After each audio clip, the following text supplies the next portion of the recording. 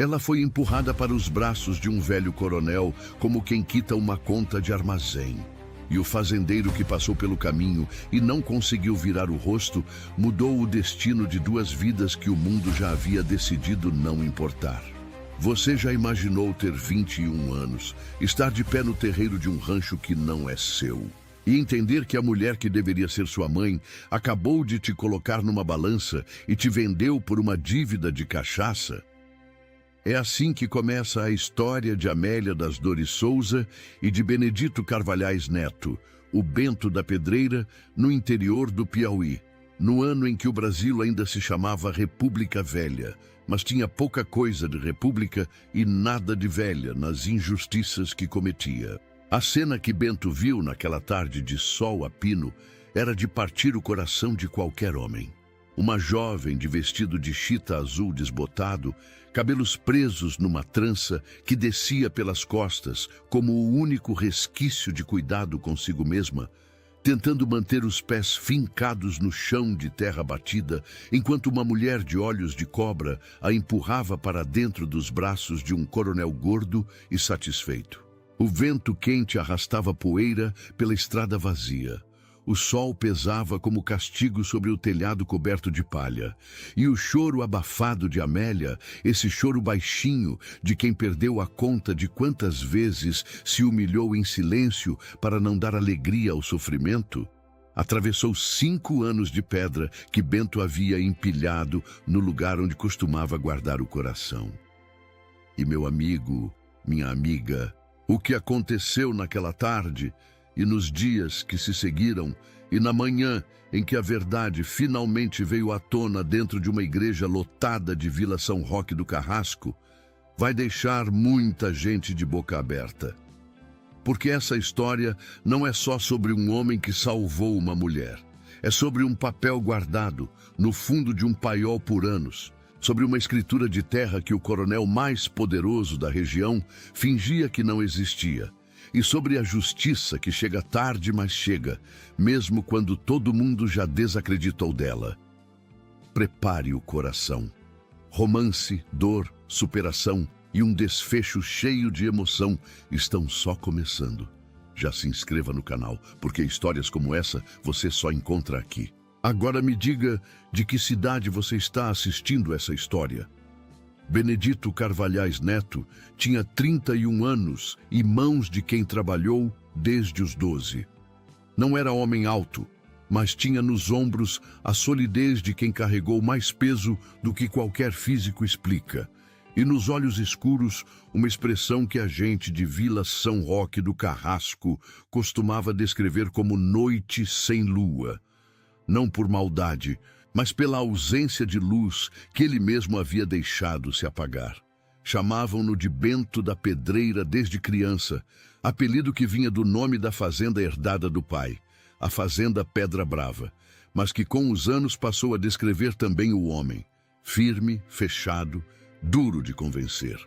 A fazenda ficava a 2 quilômetros da vila, caminho de terra batida entre mandacaros e arbustos de caatinga que raleavam à medida que a seca avançava. Era uma propriedade média, nem grande nem pequena, com celeiro de tijolos, galpão de madeira, poço fundo no centro do terreiro e uma casa baixa de telhado de telha colonial que parecia ter sido construída para uma família grande, mas que havia muito abrigava apenas um homem. Bento mantinha a Pedra Brava funcionando com 3 empregados. O velho Zé Pinto, capataz de osso duro, que havia trabalhado para o pai e que sabia de todos os segredos da propriedade e da região sem que ninguém precisasse perguntar. O jovem Maneco, 17 anos de energia e pouca fala, que cuidava do gado com um jeito de quem nasceu para lidar com bicho, e Generosa, a cozinheira, mulher gorda e de voz alta que era capaz de fazer caldo de osso às 4 da manhã sem reclamar, e que tratava Bento como filho sem que ele nunca tivesse pedido isso.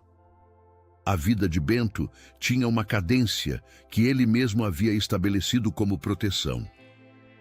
Acordava antes do sol, cuidava do gado com Maneco, almoçava o que Generosa preparava sem comentar, Passava a tarde no galpão ou na roça e dormia assim que a lamparina precisava ser reabastecida. Era uma existência funcional, organizada em volta do trabalho, porque o trabalho não fazia perguntas sobre o passado. E o passado de Bento era uma semana de 1918, da qual ele jamais falava. Luísa, sua noiva, havia morrido de pneumonia 7 dias antes do casamento, deixando o vestido de noiva dentro de um baú e um vazio dentro de Bento, que ele decidiu alimentar de silêncio até que o silêncio virasse costume e o costume virasse pele. A cidade o respeitava do jeito que se respeita a parede. Você sabe que está lá, você não tenta derrubá-la. Ninguém mais perguntava sobre Luísa. Ninguém mais tentava fazer apresentações de moças ou almoços de domingo com viúvas. Bento havia deixado claro, sem precisar de palavras, que ele não estava disponível. Os 3 empregados sabiam disso. Generosa respeitava isso. E o sertão, que tem uma sabedoria áspera sobre pessoas que decidiram endurecer, também respeitava. Naquela tarde de terça-feira, quando tudo mudou, Bento conduzia o cavalo russo pelo caminho de terra que cortava o fundo da Vila São Roque do Carrasco, depois de uma ida ao armazém do outro lado da vila, para evitar o armazém do Coronel Quintela, com quem não tinha o menor gosto de negociar. O sol estava no ponto mais cruel da tarde, aquele sol de sertão piauiense que não tem piedade de ninguém, e a poeira avermelhada se levantava a cada passo do animal. O cheiro de terra seca misturava com o de esterco de cavalo e com aquele odor particular da caatinga quando ela tenta sobreviver sem água, algo amargo e vivo ao mesmo tempo. Foi então que o som chegou, vindo de dentro do terreiro de um rancho coberto de palha, velho e decrépito, com a porteira de madeira seca que chiava em vez de abrir direito. Era um choro, mas abafado. O tipo de choro de quem aprendeu que chorar alto não resolve nada. Bento puxou o cavalo, olhou para o rancho. Em condições normais, ele teria continuado. Assunto alheio era assunto alheio. Mas o que seus olhos viram naquele segundo não era normal. Dona Eufrásina Brandão estava na varanda decrépita do rancho, segurando uma garrafa de cachaça com a mão direita como quem acabou de fechar um bom negócio. Com a esquerda, empurrava pela cintura uma jovem de vestido azul, desbotado, na direção do coronel Absalão Quintela. O coronel tinha 60 anos de barriga farta, chapéu de couro na cabeça, anel de ouro no dedo mindinho e o sorriso de quem considera que dinheiro e poder compram tudo que existe no mundo. A jovem tinha os pés fincados no chão, as mãos abertas para trás, como raízes que sabem que vão ser arrancadas. Bento desceu do cavalo antes que seu próprio juízo pudesse argumentar contra. A jovem era Amélia das Dores Souza, 21 anos, filha do finado Raimundo Souza, um sitiante honesto que havia morrido de cobra picada 2 anos antes, sem deixar escritura nem testamento em lugar nenhum que qualquer um pudesse ver. Morreu na pobreza de quem trabalhou a vida toda e não sobrou tempo para tratar de papéis. E assim que o corpo do pai esfriou, Amélia passou para as mãos da madrasta Eufrásina, viúva de 40 e poucos anos com olhos de cobra e voz de mel azedo, que havia se casado com Raimundo mais por conveniência do que por afeto, e que havia decidido, assim que a herança se provou inexistente, que a enteada era o único ativo que lhe restava. 2 anos de tutela disfarçada de família. 2 anos de trabalho do amanhecer até a noite, de silêncio obrigado, de roupas velhas e comida escassa. Amélia havia aprendido a viver no menor espaço possível para não incomodar, para não ser motivo de mais raiva, para sobreviver.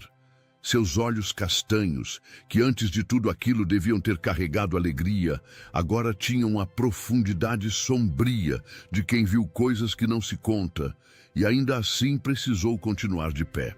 Mas o que acontecia naquela tarde era diferente de todo o sofrimento anterior. Eufrásina havia acumulado meses de compras fiadas no armazém do coronel Quintela, e o coronel havia decidido que era hora de cobrar, apresentando à viúva uma conta que ela não tinha como pagar. A solução que Eufrásina encontrou foi a que uma mulher sem escrúpulos e sem coração encontra quando enxerga a enteada, não como gente, mas como moeda. A conta seria paga com Amélia. O choro abafado que Bento havia ouvido do caminho era o de uma jovem que ainda tentava acreditar que aquilo não estava acontecendo de verdade. Bento atravessou a porteira velha com passos firmes e ficou plantado entre Amélia e o coronel com a postura de quem não precisa gritar para ocupar o espaço inteiro do mundo. O silêncio que se fez foi mais pesado que o calor da tarde. "Essa moça vai comigo", disse ele. A voz era baixa, densa, do tipo que não levanta para não precisar. O coronel Quintela não estava acostumado a ser contrariado por ninguém que não fosse ele mesmo. Enrubesceu de raiva, berrou sobre a dívida, sobre o acordo, sobre o nome que carregava na região como se fosse proteção divina. Eufrásina gritou que Bento não tinha nada a ver com aquilo, que era assunto de família, que Amélia era responsabilidade dela e que ninguém havia pedido opinião de fazendeiro intrometido. A cachaça chacoalhava na mão dela enquanto falava. Bento não respondeu a nenhum dos dois. Olhou para Amélia. Ela o encarou com os olhos marejados, os dedos da mão direita ainda apertando o vestido azul, como se o tecido fosse o único apoio sólido que existia no mundo. Ele fez um gesto discreto com a cabeça em direção ao cavalo. Ela entendeu. Em menos de 1 minuto, Amélia estava na garupa do cavalo russo e Bento cavalcava de volta ao caminho de terra que levava à fazenda Pedra Brava, deixando atrás de si a voz do coronel ecoando no calor da tarde e a garrafa de cachaça de Eufrásina balançando com a raiva de quem perdeu o negócio. Amélia segurou a camisa de Bento com os dedos trêmulos, sem dizer uma palavra. O cheiro de terra seca e suor de cavalo foi o primeiro abrigo real que ela sentia em 2 anos.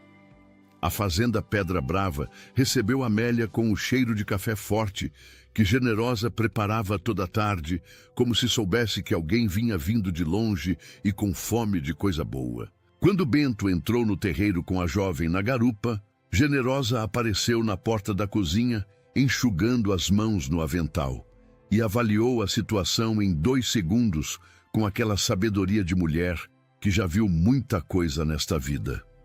Não perguntou nada. Foi buscar uma tigela de sopa de feijão e um chale de lã que guardava dobrado numa prateleira sem saber bem por quê, e levou os 2 para a jovem que havia descido do cavalo e ficado parada no terreiro como se não soubesse bem se tinha permissão de entrar. "Você come primeiro e depois me conta o que quiser", disse Generosa com uma firmeza carinhosa que não admitia recusa. Amélia segurou a tigela com as 2 mãos, como quem segura o próprio corpo para não tremer. Zé Pinto observou a cena do galpão com os olhos espertos de quem guarda mais segredos do que sonhos. Maneco ficou com a boca meio aberta, não por falta de educação, mas por ser jovem demais para esconder a surpresa. Bento encaminhou o cavalo para a estrebaria sem cerimônia, como se trazer uma pessoa desconhecida para a fazenda no fim da tarde fosse a coisa mais natural do mundo. E foi isso que deixou todos mais quietos do que qualquer ordem poderia ter deixado. A naturalidade dele. À noite, depois que Amélia comeu e o silêncio do rancho engoliu o calor do dia, Bento limpou o quarto que havia sido de sua mãe. Buscou um colchão novo que tinha guardado no galpão. Trocou a lamparina por uma que funcionava direito e colocou uma jarra de água fresca na mesa do quarto. Não fez nenhuma cerimônia daquilo. Abriu a porta e disse apenas: "É seu enquanto quiser." E foi embora antes que ela pudesse agradecer. Amélia ficou parada na entrada do quarto por um bom tempo, olhando para o colchão limpo e a lamparina acesa, esperando a conta. Toda a bondade que ela havia recebido nos últimos 2 anos tinha um preço escrito nas entrelinhas. Ela estava acostumada a ler esses preços antes mesmo de aceitar qualquer coisa. Mas a Pedra Brava foi passando os dias sem que nenhuma conta aparecesse. o copo d'água que ela encontrava na beira da janela antes mesmo de acordar. O passo mais curto que Bento dava quando passava perto do cavalo russo e ela estava por perto, porque havia notado que ela olhava para o animal com um fio de medo nos olhos. A lamparina que ele deixava acesa no corredor para que ela não precisasse caminhar no escuro. Coisas pequenas, coisas que ninguém proclama, coisas que revelam um homem de dentro para fora. Em 3 dias, Amélia já havia começado a ajudar Generosa na cozinha, não porque alguém pediu, mas porque ficar parada enquanto outra pessoa trabalhava era algo que seu corpo rejeitava, como rejeita a fome. Generosa a recebeu na cozinha com o jeito prático de quem sabe que companhia boa vale mais que silêncio preservado. E as duas foram encontrando um ritmo nas tarefas do fogão à lenha, no barulho de panela e no cheiro de farinha torrada, que ia fazendo o ar do rancho ficar mais quente de um jeito diferente do sol. Maneco tratou Amélia com o respeito tímido de quem não sabe bem como agir, mas sabe que deve agir bem. Zé Pinto, o mais velho e o que mais observava, ficou quieto por dias antes de dizer qualquer coisa, e quando finalmente falou, foi para ela num tom baixo e sério. O Bento é o melhor homem que eu já servi. Não tem segundo igual nesta região. Amélia não respondeu. Mas o velho viu o jeito que ela absorveu aquelas palavras e entendeu que tinham pousado no lugar certo. Foi numa quarta-feira, quando a chuva rara que aparecia no Piauí daquela época despejou uma garoa fina que durou meia hora e fez cheiro de terra molhada subir da caatinga como perfume antigo, que Bento e Amélia conversaram de verdade pela primeira vez. Estavam os dois na varanda, ele com o copo de café nas mãos calejadas, ela com o chale de Generosa nos ombros, olhando a garoa fazer o terreiro brilhar. A conversa começou pela fazenda, passou pelo gado, pelo preço do milho na feira de São Roque e de repente estava em outro lugar sem que nenhum dos dois tivesse decidido ir. Amélia começou a contar em fragmentos. O pai que morreu de cobra picada sem dizer adeus. A madrasta que nunca foi mãe, mas que exerceu a tutela com a mão pesada de quem precisa de um lugar para despejar raiva. Os 2 anos de servidão disfarçada de família. Contava sem melodrama, com a voz plana de quem já passou da fase de sentir injustiça e entrou na fase de só tentar entender como sobreviveu. Bento ouvia sem interromper, sem oferecer conselho, sem fazer cara de pena. Ouvia como o sertão ouve, absorvendo tudo, devolvendo silêncio. Quando ela terminou, ficou um tempo sem falar. Então ele olhou para o braseiro que estava se apagando no canto da varanda e disse quase para si mesmo: a terra não sabe que o dono está morto por dentro. Ela floresce do mesmo jeito. Amélia ficou quieta por um instante. Então respondeu baixinho: talvez seja porque a terra não desiste. Bento virou o rosto para ela. Ela não desviou o olhar. E foi naquele segundo que alguma coisa, pequena e frágil como broto depois de seca longa, começou a se mover dentro dos dois. Naquela noite, depois que Amélia foi dormir, ele ficou na varanda até tarde. O café esfriando na mão, olhando o céu que a garoa havia lavado. E muito devagar, contou para a escuridão o que nunca havia contado para ninguém que não fosse o velho Zé Pinto. Sobre Luísa, sobre o vestido de noiva que ainda estava dentro do baú trancado no quarto de fundos, sobre a fazenda que prosperou enquanto ele definhava por dentro. As palavras saíam devagar, como quem aprende de novo a andar depois de ficar muito tempo parado, e o sertão escutou sem julgamento, como sempre faz.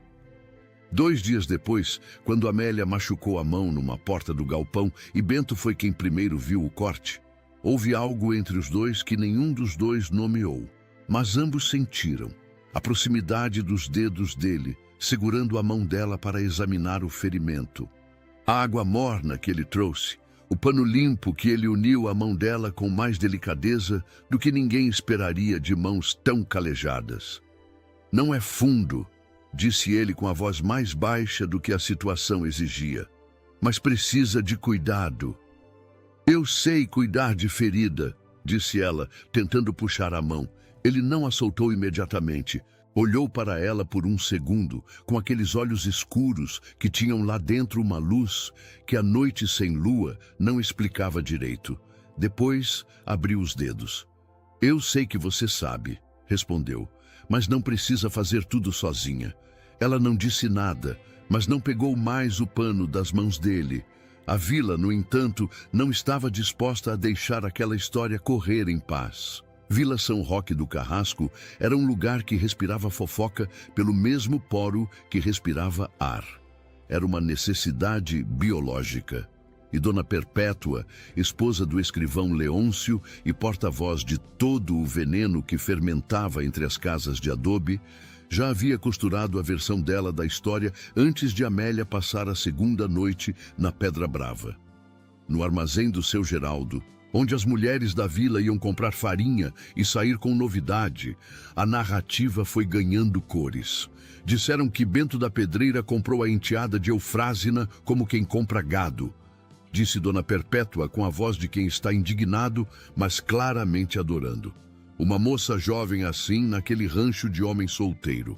Geraldo balançou a cabeça com o ar de quem não aprova, mas não vai impedir a fofoca. O que eu sei é que Bento é um homem honesto, disse ele, mas gente honesta também paga preço por fofoca. O coronel Absalão Quintela, que não era homem de aceitar humilhação calado, alimentava os boatos com dinheiro e com a raiva covarde de quem perdeu um negócio na frente de testemunhas. Nas conversas que ele conduzia com cuidado no seu escritório ou nos corredores da Câmara, o nome de Bento era mencionado com um tom que prometia consequência. E o sobrinho do coronel, Deodato Quintela, rapaz de 25 anos com inveja das terras da Pedra Brava, desde criança, e a mesma ausência de escrúpulos do tio, começou a aparecer nas redondezas da fazenda com pretextos que mal se sustentavam. Media cercas que não eram dele. Olhava o gado com olhos de quem está calculando. Fazia perguntas ao Zé Pinto sobre limites de propriedade que o velho respondia com monossilábicos cuidadosos. Numa tarde em que Bento estava no galpão e Amélia ajudava generosa a estender roupa no varal, Deodato apareceu pela porteira com um sorriso frouxo e chapéu na mão, como se viesse fazer visita de cortesia. Bento foi até ele com passos lentos e a mandíbula travada. Que assunto, Deodato? Assunto de vizinhança. Só vim ver se está tudo bem por aqui. Tá tudo bem, pode ir embora.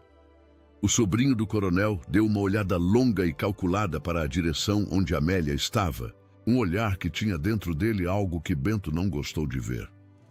Ouvi dizer que você tem visita, disse Deodato com a voz de quem está testando a temperatura da água. Uma moça da família de Eufrásina. Não é da família de Eufrásina, é uma mulher livre. A voz de Bento não subiu, mas ficou mais funda, do tipo que faz eco mesmo em lugar aberto. E o que acontece aqui dentro não é assunto seu nem do seu tio. Boa tarde. Deodato foi embora sem pressa, o sorriso ainda no rosto, mas os olhos frios.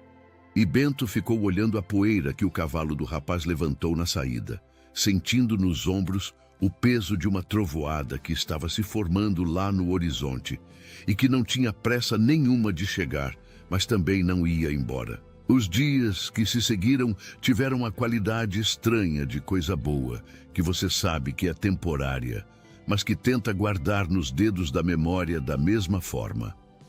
A Pedra Brava foi, aos poucos, ficando diferente, não numa forma que se vê facilmente, mas numa que se sente na textura do ar e no jeito que as pessoas respiram dentro de um lugar.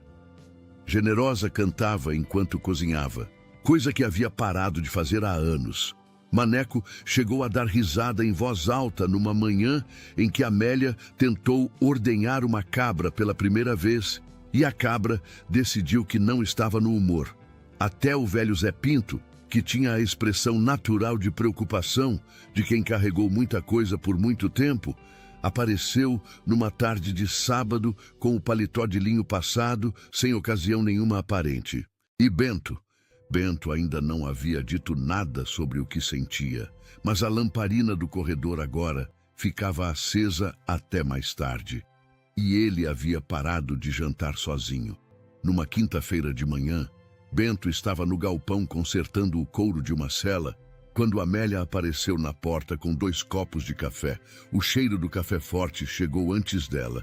Ela colocou um copo na bancada ao lado de Bento, sem perguntar se ele queria, e ficou olhando a cela por um instante. "Posso ajudar em alguma coisa?" Ele levantou os olhos para ela. Havia na pergunta mais do que a oferta de ajuda.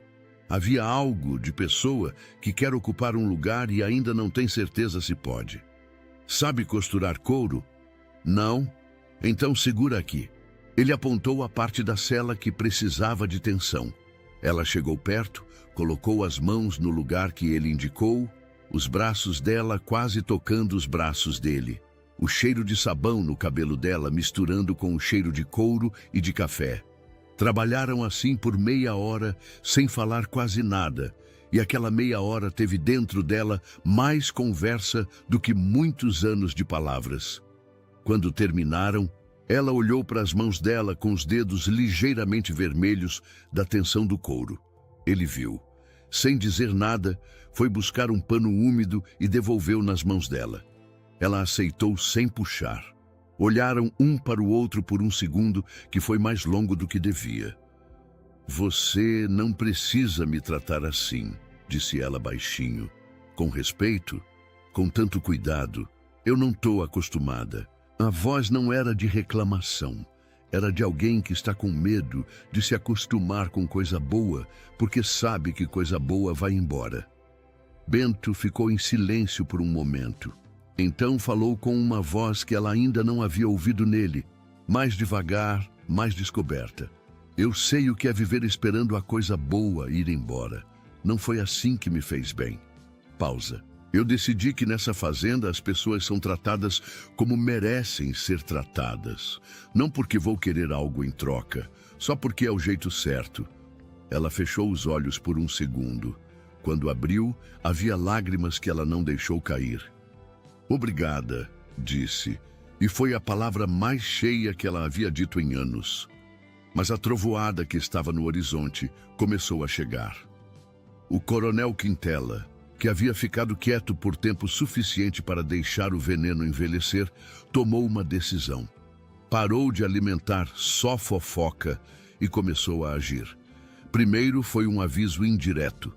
O armazém do outro lado da vila, onde Bento comprava para evitar o coronel, passou a ter problemas com o fornecedor, dificuldades inexplicáveis que tinham o cheiro da mão de quem tem dinheiro para criar problemas de longe. Depois, foi uma visita do fiscal de terras ao gado da Pedra Brava, sem aviso, citando uma lei antiga sobre registro de proprietário que ninguém havia invocado em 30 anos. Bento tratou cada obstáculo com a calma de quem já enfrentou seca longa e sabe que a chuva sempre volta.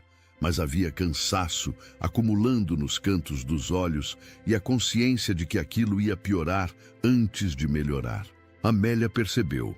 Ela tinha um jeito de perceber as coisas que aconteciam ao redor dela que vinha de anos praticando a atenção silenciosa de quem não pode errar o tom. Numa noite, depois que Generosa foi dormir e Zé Pinto apagou a lamparina do galpão e só restavam os dois na varanda, com o barulho dos grilos enchendo o escuro, ela disse o que havia estado guardando por dias. "Eu preciso ir embora. Bento." Ele não se mexeu. Ficou olhando o escuro com a mesma quietude de sempre, mas ela aprendeu a ler aquela quietude e sabia que havia turbulência dentro dela. "Por quê?" "Porque minha presença aqui está te custando. O armazém, o fiscal, os olhares da vila. Eu vejo o que está acontecendo." A voz dela era firme, mas tinha dentro dela uma dor comprida. "Eu não tenho o direito de ficar aqui sendo motivo de problema para alguém que foi bom comigo sem ter obrigação nenhuma.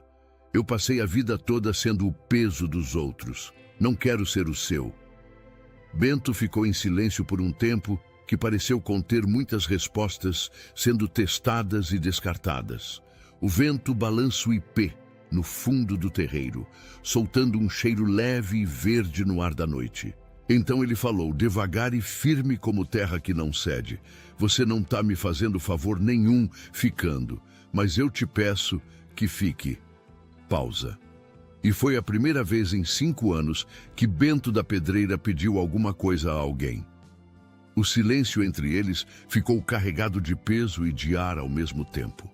Amélia olhou para ele. Ele não desviou os olhos. E naquele segundo de honestidade, que raro acontece entre 2 adultos que já sofreram o suficiente para saber o preço das palavras, alguma coisa se assentou no peito dos dois como terra depois da chuva.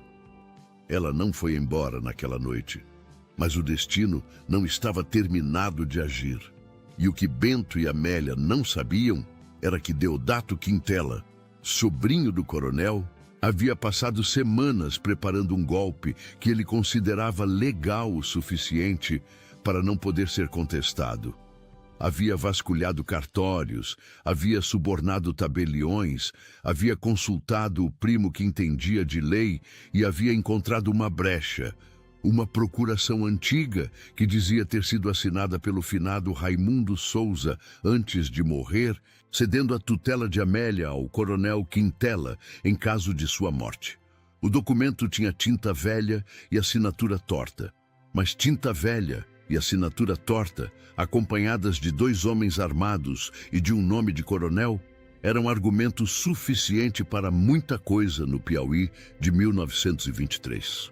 Dona Perpétua, em sua ronda semanal de notícias, havia comentado discretamente na costura que diziam por aí que a situação da moça de Bento ainda tinha resolução pela lei e que alguém de bom direito ia aparecer para reclamar o que era seu.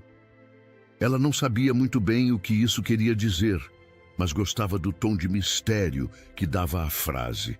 O que ela não sabia era que essa fala, dita numa tarde de terça em volta de um bastidor de bordado, chegaria aos ouvidos do Maneco por conta de sua prima, que frequentava aquela costura, e que Maneco contaria ao Zé Pinto, e que o Zé Pinto ficaria de repente muito quieto por um dia inteiro, remexendo algo que guardava em silêncio fazia tempo. A crise chegou numa quarta-feira de agosto, quando o céu estava tão fechado de nuvem seca que não chovia, mas também não abria, deixando um ar abafado e opressivo que os animais da fazenda sentiam antes dos homens. Bento estava terminando o trabalho do dia no galpão, quando ouviu o barulho de cascos na entrada da propriedade e depois a voz de Deodato, mais alta do que de costume, com aquele tom de quem sabe que tem os capangas atrás de si. Havia um oficial de cartório, havia o documento com a procuração falsa, e havia 2 homens com espingardas que não precisavam de argumento nenhum além da espingarda. O oficial leu o documento em voz alta no terreiro da Pedra Brava, com a frieza de quem cumpre papel sem se perguntar se o papel é justo. A procuração asseguraria que Amélia estava sob tutela do coronel Quintela por disposição do pai falecido e que permanecer naquela fazenda sem autorização do tutor legal era irregularidade que precisava ser corrigida imediatamente. Deodato ouviu a leitura com os braços cruzados e o sorriso de quem esperou muito por aquele momento. Bento foi impedido de entrar na sala onde Amélia estava quando tentou passar pelo corredor. O cano frio de uma das espingardas pressionou seu peito com uma linguagem simples. Ele ficou parado, não por covardia, por cálculo frio de que avançar sem prova não ia salvar Amélia, só ia garantir que ele ficasse de fora do que viesse depois. Amélia saiu do quarto com a mão de Deodato no seu braço e os olhos fixos em Bento com uma expressão que ele nunca havia visto nela antes. Não era medo. Era algo pior do que medo. Era a resignação de quem já soube, uma vez antes, o que é ser levada sem poder fazer nada. Os dedos dela tocaram a madeira do corredor enquanto passava, como se estivesse tentando guardar a textura do lugar. A carroça de Deodato saiu pelo portão da Pedra Brava com Amélia dentro. Bento ficou parado no terreiro, vendo a poeira levantar atrás das rodas. O ar abafado pesava. Os animais estavam quietos. Maneco ficou na sua posição, com a cara fechada de quem não entende, mas sente que é grave. Generosa apareceu na porta da cozinha, com um pano de cozinha apertado nas mãos e olhos molhados que ela não deixou cair, porque não era o momento para lágrimas, era o momento para outro tipo de coisa. Bento ficou no terreiro por 3 minutos completos sem se mover. Então foi para o galpão e começou a selar o cavalo no escuro, com os movimentos de quem tomou uma decisão que não se discute. Foi quando o velho Zé Pinto apareceu na porta do galpão. O capataz tinha 72 anos de idade, mais de 40 dos quais tinha passado servindo aos Carvalhais e havia guardado mais segredo naquela vida do que a maioria das pessoas guarda em 2. Ficou parado no vão da porta por um instante, o chapéu na mão, olhando para o patrão selar o cavalo com aquela urgência contida que ele conhecia bem nos olhos de Bento.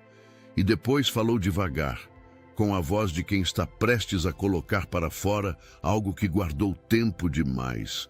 Tem uma coisa que eu sei faz tempo, patrão. Guardei por medo, mas agora guardar vai ser pior do que falar. Bento parou, olhou para o velho.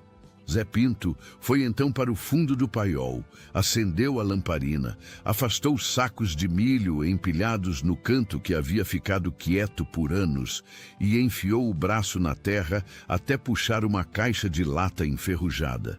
Dentro havia um embrulho de pano encardido. Dentro do embrulho, um envelope amarelado que cheirava a tempo passado. O finado Raimundo Souza havia passado pela Pedra Brava 2 dias antes de morrer, doente de febre de cobra e apressado. E havia pedido ao velho capataz que guardasse aquele embrulho caso alguma coisa acontecesse. Zé Pinto havia guardado e havia calado. Por medo do coronel, por medo da lei, por medo do que as pessoas fazem quando o medo fica grande demais. Mas guardou. E agora entregava. Bento abriu o envelope com dedos que não tremiam, mas que tinham urgência. A lamparina amarelou a papel. Havia 2 documentos. O primeiro era um testamento passado em cartório na cidade de Teresina, registrado em tabelionato com todas as formalidades, assinado e testemunhado. Raimundo Souza, estando em plena posse de suas faculdades, deixava o sítio e todos os seus bens para a filha Amélia das Dores Souza, com a especificação explícita e inequívoca de que Eufrásina Brandão, sua segunda esposa, não tinha direito à tutela nem herança de qualquer natureza. O nome de Amélia estava ali, nítido, protegido por papel e carimbo, esperando por alguém que pudesse usá-lo. O segundo documento fez a respiração de Bento ficar diferente por alguns segundos. Era uma escritura de terra, pequena em tamanho, mas enorme em consequência. Um sítio limítrofe às terras do coronel Quintela, registrado em nome de Amélia das Dores Souza, como herança da avó materna. Terras que o coronel havia estado tentando adquirir por anos sem conseguir. Terras que eram a razão verdadeira por trás de toda a perseguição, do acordo absurdo com Eufrásina, da procuração falsificada, de tudo.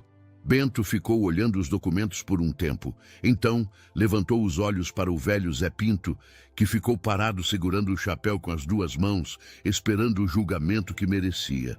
Bento disse apenas: "Você fez a coisa certa agora. Isso já vale."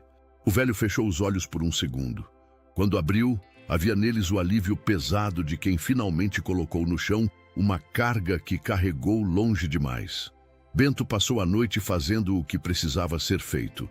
Mandou Maneco a cavalo, ainda no escuro, com uma cópia dos documentos para a delegacia do distrito, com um recado para o delegado Arlindo, que Bento sabia guardar há meses suspeitas sobre o coronel Quintela, mas que faltava prova para agir. Enquanto isso, ele mesmo foi a cavalo até a casa do padre Honório, homem de lei e de Deus que já havia demonstrado mais de uma vez que quando a verdade estava em jogo, a batina não era desculpa para a covardia. Acordou o padre às 3 da manhã. Mostrou os documentos. Padre Honório ajustou os óculos, releu tudo 2 vezes e disse apenas: "Na missa de domingo, eu leio isso de joelhos se precisar." Ninguém na Vila São Roque do Carrasco jamais esqueceria aquela manhã de domingo.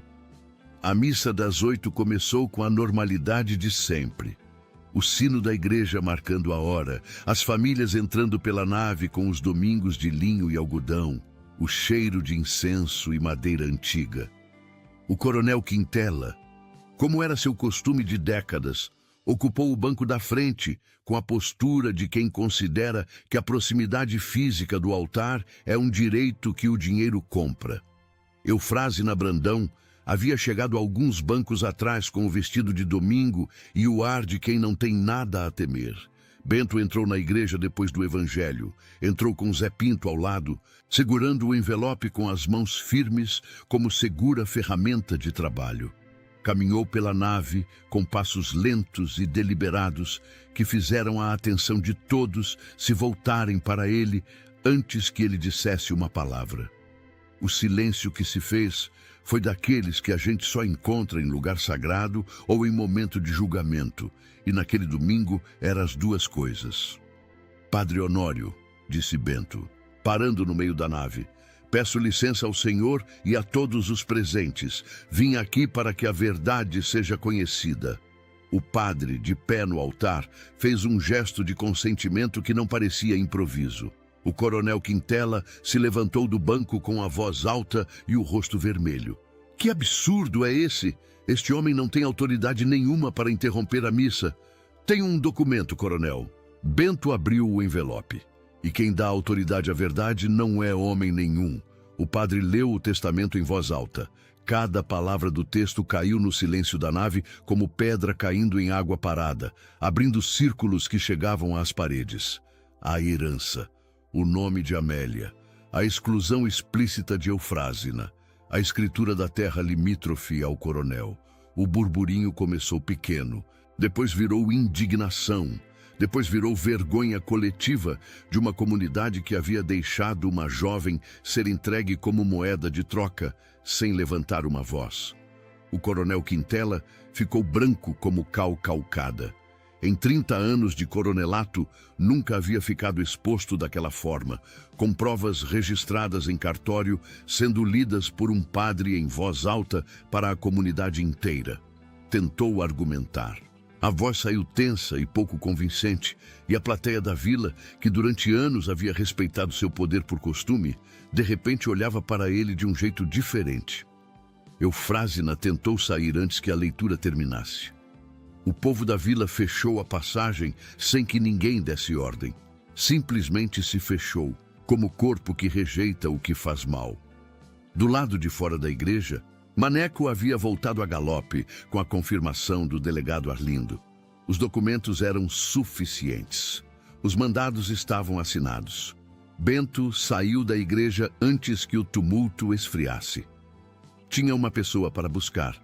A casa onde Amélia havia sido levada ficava a 3 ruas da praça, uma construção fechada que pertencia a um compadre do coronel.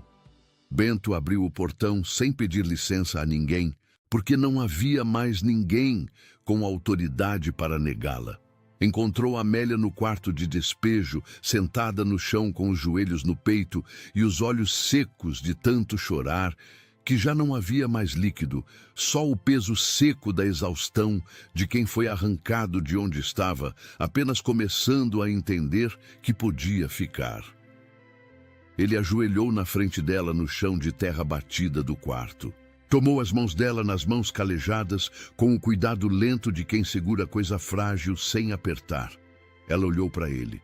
O rosto dele estava calmo, sério, sem nenhuma performance, só verdade.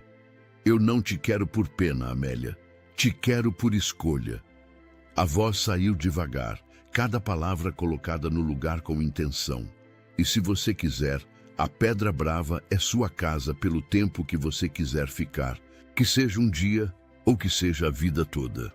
Ela olhou para ele por um tempo que pareceu conter todos os anos de dureza que os dois haviam atravessado, cada um no seu lado, sem se conhecer, sem saber que o destino estava juntando os fios para esse momento. Então, respondeu com a voz que voltava de um lugar muito fundo. Eu fico. O delegado Arlindo não perdeu tempo. O coronel Absalão Quintela foi preso ainda naquele domingo, ao sair da missa, enquanto metade da vila assistia com a boca aberta e a outra metade fingiu que tinha sempre soubido que aquilo ia acontecer. A acusação era múltipla e grave. Falsificação de documento público, extorsão, conluio para privação ilegal de liberdade. Os documentos que Bento havia apresentado eram suficientemente claros para o delegado agir imediatamente, e a cópia que Maneco havia levado ao distrito na madrugada garantia que a Justiça do Estado ficasse sabendo antes que qualquer influência local pudesse abafar. Deodato Quintela, informado por um empregado que o delegado vinha com mandado, fugiu para o Maranhão antes que o meio-dia chegasse. Levou uma mala pequena, um cavalo e a noção de que havia apostado no lado errado e perdido. O mandado ficou aberto. Décadas depois, ainda se comentava na região que Deodato nunca mais voltou ao Piauí. E ninguém soube dizer se foi por arrependimento ou por prudência. Provavelmente eram as duas coisas misturadas. Eufrásina Brandão foi a derrota mais silenciosa e mais completa. Não foi para a cadeia, porque a lei de 1923 tinha limitações sobre o que podia imputar a uma mulher na sua posição. Mas perdeu o que tinha de mais precioso: a respeitabilidade da viúva honesta que a vila havia sustentado por anos sem questionar. A vila é pequena, a memória da vila é longa, e uma mulher que tentou vender a própria enteada por dívida de cachaça não tem como continuar vivendo naquele lugar como se nada tivesse acontecido. Eufrásina partiu da vila sem destino e sem despedida 2 semanas depois. E se alguém soube para onde ela foi, não contou.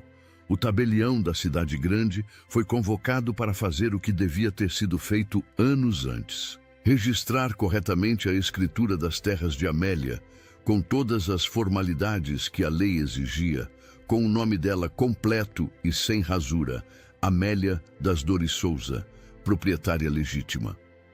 O tabelião fez questão de fazer direito, como se estivesse pedindo desculpa por escrito por todos os anos em que o papel havia se omitido.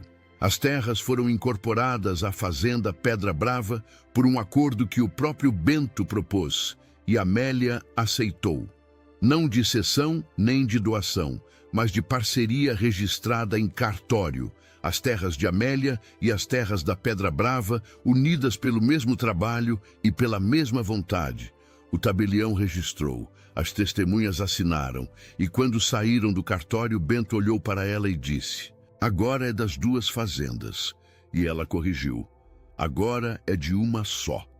A declaração de amor aconteceu 3 dias depois, não em cerimônia nem em drama, mas com a naturalidade discreta que caracterizava os dois, num momento que nenhum deles havia planejado.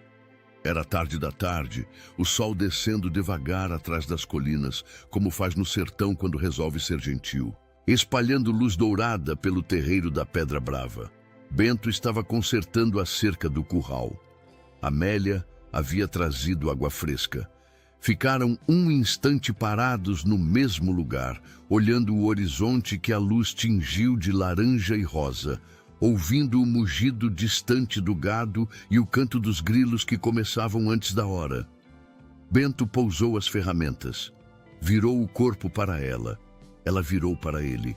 Os olhos de um no outro, no meio do terreiro de terra batida, com o vento levantando uma poeira fina e o cheiro de capim no ar. Eu sei que a vida que eu tenho para oferecer não é fácil, disse ele, com aquela voz baixa e firme que ela havia aprendido a confiar mais do que em qualquer coisa dita em volume alto. Tem trabalho duro, tem seca, tem ano bom e ano ruim, tem dia que o sol castiga e a chuva não vem. Eu sou um homem que demorou muito tempo para aprender a voltar a sentir alguma coisa. Pausa. Mas eu sinto. Por você. E eu preferia viver a vida toda nessa dureza com você do que viver fácil sem te ver. Amélia ficou em silêncio por um tempo que tinha dentro dele 5 anos de Bento sozinho e 2 anos de Amélia sobrevivendo. E todos esses anos estavam ali, presentes, mas já de outro peso. Eu vim até essa fazenda sem saber se ia poder ficar, disse ela. A voz era firme, apesar das lágrimas que vieram sem pedir permissão. E fiquei. E percebi que ficar aqui era a primeira decisão da minha vida adulta que não foi tomada por medo ou por necessidade. Ela deu um passo à frente. Eu fico porque eu quero. E eu quero porque é você. Ele segurou o rosto dela com as 2 mãos calejadas, com a delicadeza que essas mãos de trabalho sabiam guardar para o que importava. Olhou dentro dos olhos castanhos que já não carregavam só luto, que tinham dentro deles algo que ainda estava aprendendo a se chamar alegria, e disse: então fica comigo. O beijo que veio depois foi do tipo que 2 pessoas trocam quando finalmente param de ter medo de querer. Não foi tímido, não foi performático, foi honesto, como tudo que havia acontecido entre os dois desde o começo. E o terreiro de terra batida da Pedra Brava foi a melhor testemunha que um momento assim poderia ter tido. Generosa, que havia saído da cozinha com a desculpa de buscar lenha e havia ficado absolutamente parada na entrada do galpão, segurando nada, enxugou os olhos com o avental e voltou correndo para a cozinha antes que alguém a vissem. Mas Zé Pinto, que estava no galpão e viu tudo pela fresta da madeira, ficou quieto por um longo tempo, com a expressão de quem finalmente vê uma coisa que esperou muito para ver. O casamento aconteceu em outubro, quando os ipês da serra floresceram em cachos amarelos, sem nenhuma razão climática aparente que o velho Zé Pinto soubesse explicar, mas que Generosa atribuiu sem a menor hesitação à aprovação divina. Porque Deus não desperdiça flor bonita em momento feio, disse ela com a autoridade de quem não admite discussão sobre o assunto. A cerimônia foi na mesma pequena chapéu onde Bento havia ouvido o sino marcar os anos de solidão. Padre Honório celebrou com uma alegria que mal cabia dentro da batina. Generosa chorou mais alto que os sinos, o que é considerável dado o tamanho dos sinos daquela chapéu. O velho Zé Pinto usou o paletó de linho que havia guardado desde o batizado de Bento e havia demorado 40 minutos para passar, porque a Madame do Ferro estava recalcitrante. Maneco ficou do lado de fora, segurando as rédeas do cavalo russo, com o ar de quem considera aquela a mais honrosa das funções. A vila inteira apareceu, e foi um outro tipo de aparição do que a de semanas antes. Quando vinham de curiosidade e de julgamento. Vieram dessa vez com o que a vila guarda quando finalmente percebe que errou. Uma mistura de envergonhamento e de vontade de recomeçar.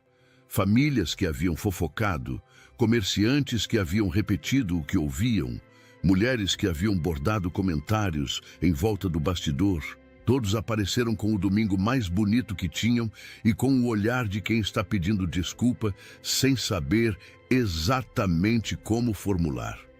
Bento colocou no dedo de Amélia uma aliança de prata que havia mandado fazer no ferreiro da vila, simples e grossa como tudo que era honesto naquele lugar. Ela devolveu uma fita vermelha que havia sido de sua mãe e que carregava desde a infância dentro do bolso do vestido, como talismã do que sobreviveu. A fita vermelha, Bento amarrou no pulso esquerdo e não tirou mais. Na festa que Generosa organizou no terreiro da Pedra Brava, com a ajuda das mulheres da vila que se ofereceram, e ninguém recusou. Havia carne de sol, farofa, queijo e rapadura, e uma sanfona que o Maneco trouxe emprestada do primo, que o primo emprestou de bom grado, porque a ocasião pedia. Zé Pinto bebeu um cálice de vinho de Joá que reservava para momento especial e disse que era o melhor dia que havia vivido em muitos anos. O que era muito, considerando que tinha 72. E meu amigo, minha amiga, se a história terminasse aqui, já era suficiente para encher o coração. Mas o destino tinha mais um presente guardado. Meses depois, quando a primeira chuva verdadeira em 2 anos caiu sobre o sertão do Piauí e encheu o poço da Pedra Brava até a borda e fez o pasto verdear da noite para o dia com uma velocidade que os animais comemoraram antes dos homens. Amélia chamou Bento no fim do dia para a varanda. Ele chegou com um cheiro de terra molhada e o semblante de quem está no melhor humor possível, porque a chuva boa faz isso ao homem do campo, transforma o rosto. Ela tomou a mão dele, colocou no lugar onde o coração bate e disse, com a voz mais calma e mais cheia que tinha: "Tem alguém aqui dentro que vai precisar de nome." Bento ficou muito quieto por um tempo longo demais. Amélia começou a se perguntar se havia dito a coisa errada. Então, ele apertou a mão dela. E quando falou, a voz saiu embargada, diferente de todas as outras vezes, do tipo que tem dentro muita coisa que não vira palavra, mas que a pessoa do lado sempre entende. Tá bem mais do que eu merecia." Ela riu.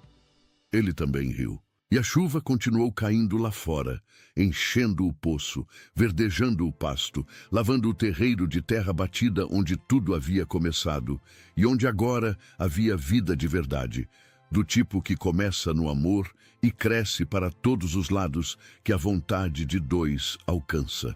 A fazenda, que antes se chamava só Pedra Brava e que havia sido por 5 anos o símbolo de um homem que havia decidido não mais sentir, ganhou um segundo nome que eles registraram junto na Escritura Nova: Pedra Brava e Vale das Dores, juntando os dois, o nome de onde ele havia fincado raiz e o sobrenome de onde ela havia vindo, porque nenhum dos dois era mais apagado e nenhum dos dois seria esquecido.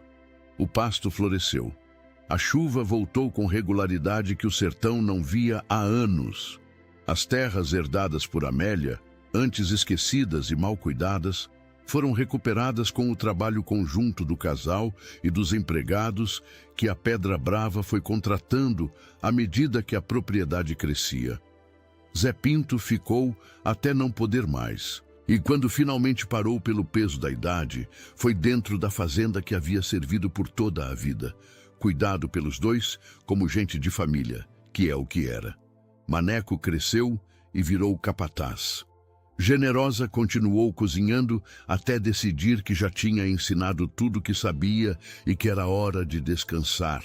E mesmo depois disso aparecia às vezes na cozinha da fazenda para verificar se estavam fazendo o caldo de feijão do jeito certo.